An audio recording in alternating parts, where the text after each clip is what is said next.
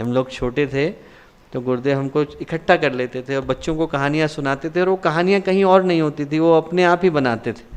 तो मुझे याद है हम छोटा था तो गुरुदेव रोज़ शाम को कहानी सुनाया करते थे, रोज़ नई नई बना के सुनाते थे, कई सारी कहानियाँ तो कहीं मिलती भी नहीं।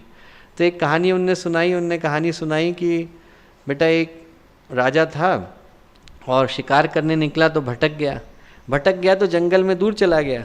तो वहाँ पर क्या हुआ कि बहुत भूखा प्यासा 3 दिन तक भटकता रहा। तो एक किसान ने उसको देख लिया, तो किसान ने उसको रोका और रोक करके बिठाया, अपने घर में खिलाया और खूब सेवा शुश्रूषा करी, ठीक हो गया। तो राजा के मन में बड़ी कृतज्ञता आई। राजा को लगा कि देखो भाई इस किसान ने मुझे बचाया, और किसान उनको राज्य की सीमा तक छोड़ करके आया। तो राजा ने कहा कि देखो भाई तुमने मेरा जीवन बचाया, एक मैं तुम्हारे से वो कहता हूँ इसके बदले में कि तुम्हारे मन में यदि कोई भी कामना हो, और वो कामना तुम्हें अभी बताने की जरूरत नहीं है, सोच लो आराम से, जब भी तुम्हारे मन में आए कि मुझे राजा से मांगना है तो मांगने के लिए आ जाना, और मैं तुम्हें वचन देता हूँ कि मैं तुम्हें वो दूंगा। किसान ने कहा ठीक।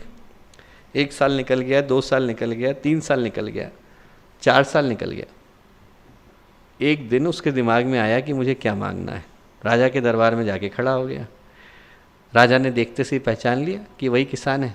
तो राजा ने कहा कि अच्छा भाई आ गए? बोले हाँ। बोले कि तुम्हें पता है क्या मांगना है? बोले हाँ। बोले क्या मांगना है? बोले महाराज इस साल जो है कद्दू की फसल नहीं हुई है, एक कद्दू मिल जाता तो अच्छा रहता। तो गुरुदेव बोले राजा के पास गए और मांगा क्या? कद्दू।